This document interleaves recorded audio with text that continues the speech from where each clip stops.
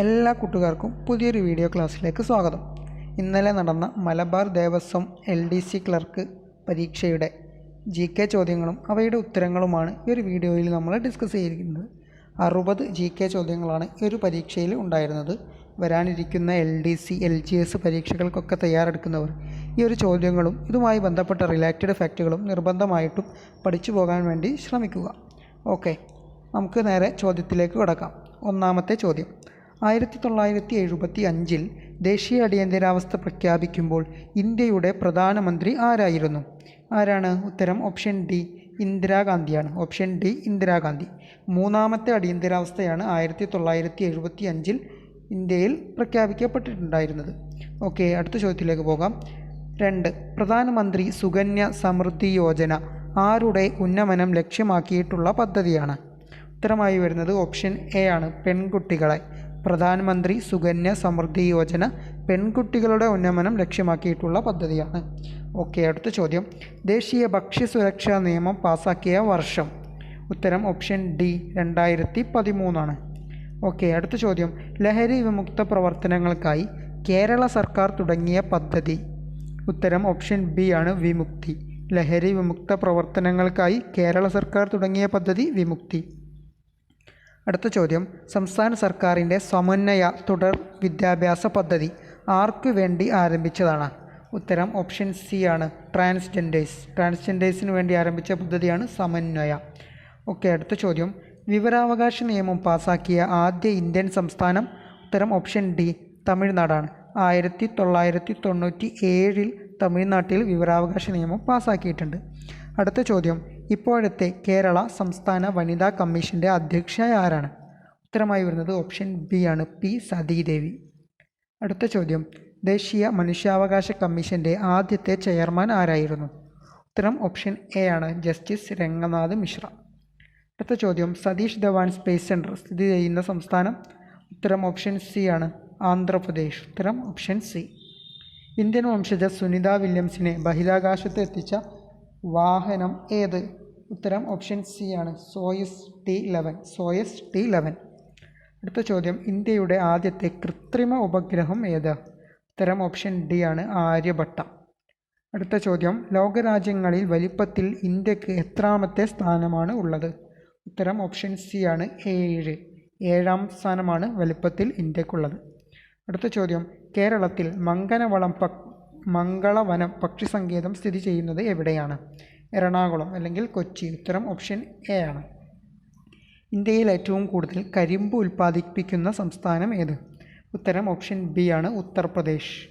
കേരളത്തിലെ തേക്ക് മ്യൂസിയം സ്ഥിതി ചെയ്യുന്നത് എവിടെയാണ്? ഉത്തരം ഓപ്ഷൻ ഡി, നിലമ്പൂരാണ് തേക്ക് മ്യൂസിയം. ഇന്ത്യയിൽ വിവരസാങ്കേതിക വിദ്യാ നിയമം പാസാക്കിയ വർഷം, അതായത് IT ആക്ട് പാസാക്കിയ വർഷം ഏതാണ്? ഉത്തരം ഓപ്ഷൻ എ, 2000. സമത്വ സമാജം സ്ഥാപിച്ചത് ആര്? ഉത്തരം ഓപ്ഷൻ ഡി ആണ്, വൈകുണ്ഠ സ്വാമികളാണ് സമത്വ സമാജം. ശ്രീനാരായണ ഗുരു അരുവിപ്പുറം ശിവപ്രതിഷ്ഠ നടത്തിയ വർഷം? ഉത്തരം ഓപ്ഷൻ ബി, 1888. അടുത്ത ചോദ്യം 19. കേരള സംസ്ഥാനം ഔദ്യോഗികമായി നിലവിൽ വന്നത് എന്ന്? ഉത്തരം ഓപ്ഷൻ എ ആണ്, 1956 നവംബർ 1. അടുത്ത ചോദ്യം: ജാതിക്കുമ്മി എന്ന കൃതി എഴുതിയത് ആര്? ഉത്തരം ഓപ്ഷൻ സി ആണ്, പണ്ഡിറ്റ് കറുപ്പൻ. അടുത്ത ചോദ്യം 21. കേരള ഗാന്ധി എന്നറിയപ്പെടുന്നത്? ഉത്തരം ഓപ്ഷൻ ബി ആണ്, കെ കേളപ്പൻ. അടുത്ത ചോദ്യം: ദേശീയ പഞ്ചായത്തി രാജ് ദിനമായി ആചരിക്കുന്നത്? ഉത്തരം ഓപ്ഷൻ സി ആണ്, ഏപ്രിൽ 24. അടുത്ത ചോദ്യം: തദ്ദേശ സ്വയംഭരണ സ്ഥാപനങ്ങളിലേക്ക് മത്സരിക്കുന്നതിനുള്ള കുറഞ്ഞ പ്രായം എത്രയാണ്? ഉത്തരം ഓപ്ഷൻ ബി ആണ്, 21 വയസ്സ്. കേരളത്തിലെ ഏറ്റവും ചെറിയ ജില്ല? ആലപ്പുഴ. കേരള ലളിതകലാ അക്കാദമി സ്ഥിതി ചെയ്യുന്നത് എവിടെയാണ്? അതിൻ്റെ ആസ്ഥാനം തൃശ്ശൂരാണ്. ഉത്തരം ഓപ്ഷൻ എ ആണ്. എത്ര വർഷത്തിലൊരിക്കലാണ് ഇന്ത്യയിൽ സെൻസസ് നടത്തുന്നത്? ഉത്തരം ഓപ്ഷൻ ബി ആണ്, 10 വർഷം. അടുത്ത ചോദ്യം 27. ഇന്ത്യയിലെ ഏറ്റവും നീളം കൂടിയ നദി ഏത്? ഉത്തരം ഓപ്ഷൻ സി ആണ്, ഗംഗാ നദി. അടുത്ത ചോദ്യം: ഭാഷാടിസ്ഥാനത്തിൽ രൂപം കൊണ്ട ആദ്യ ഇന്ത്യൻ സംസ്ഥാനം ഏത്? ഉത്തരം ഓപ്ഷൻ ബി ആണ്, ആന്ധ്രാപ്രദേശ്. 1953 ആദ്യമായിട്ട് ഭാഷാടിസ്ഥാനത്തിൽ ആന്ധ്രാപ്രദേശ് രൂപം കൊണ്ടത്. എവറസ്റ്റ് കൊടുമുടി കീഴടക്കിയ ആദ്യ ഇന്ത്യക്കാരി ആരാണ്? ഉത്തരം ഓപ്ഷൻ എ ആണ്, ബചേന്ദ്രി പാൽ. അടുത്ത ചോദ്യം ലോക സഹകരണ പ്രസ്ഥാനത്തിൻ്റെ പിതാവായി കണക്കാക്കുന്നത് ആരെയാണ്? ഉത്തരം ഓപ്ഷൻ ബി റോബർട്ട് ഓവൻ. ലോക സഹകരണ പ്രസ്ഥാനത്തിൻ്റെ പിതാവ് റോബർട്ട് ഓവൻ. അടുത്ത ചോദ്യം അന്തരീക്ഷത്തിലെ ഓക്സിജൻ്റെ അളവ് എത്രയാണ്?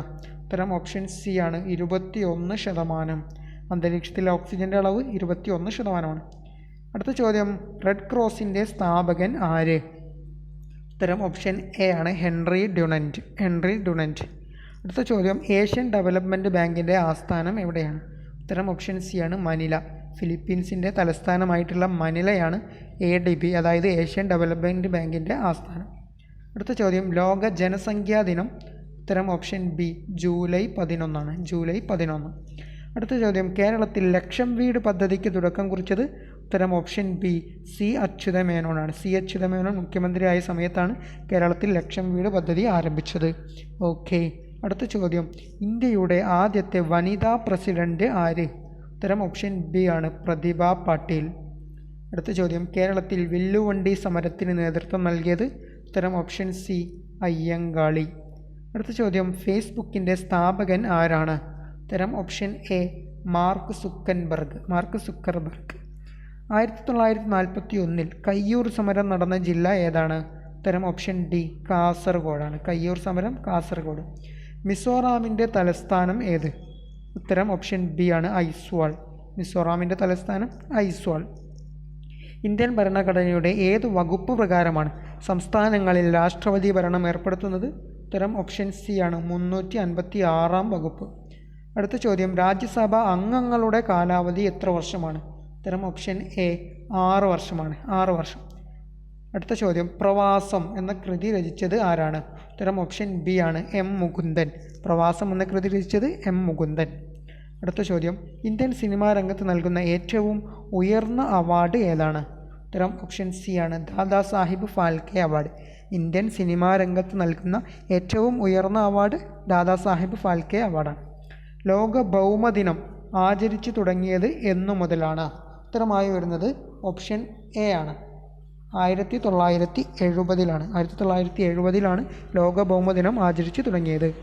46 2022 സാഹിത്യത്തിനുള്ള നോബൽ സമ്മാനം ലഭിച്ചത് ആർക്കാണ്? ഉത്തരം ഓപ്ഷൻ എ ആനി എർണോ. അടുത്ത ചോദ്യം ഒരു ബേസ്ബോൾ ടീമിലെ കളിക്കാരുടെ എണ്ണം എത്രയാണ്? ഉത്തരം ഓപ്ഷൻ ബി ആണ് 9 അംഗങ്ങളാണ് ഒരു ബേസ്ബോൾ ടീമിൽ ഉണ്ടാവുക. 9. ഉത്തരം ഓപ്ഷൻ ബി ആണ്. ഇന്ത്യയിലെ ആദ്യത്തെ മുഖ്യ തിരഞ്ഞെടുപ്പ് കമ്മീഷണർ?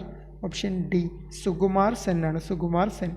അടുത്ത ചോദ്യം ദേശീയ കായിക ദിനമായി ആചരിക്കുന്നത് എന്നാണ്? ഉത്തരം ഓപ്ഷൻ സി ആണ് ഓഗസ്റ്റ് 29. അടുത്ത ചോദ്യം ഏതു രാജ്യത്തിൻ്റെ പ്രസിഡൻ്റാണ് വ്ളാഡിമിർ സെലൻസ്കി? ഏതാണ്? ഉത്തരം ഓപ്ഷൻ എ ആണ് ഉക്രൈനിൻ്റെ പ്രസിഡൻ്റാണ് വ്ളാഡിമിർ സെലൻസ്കി.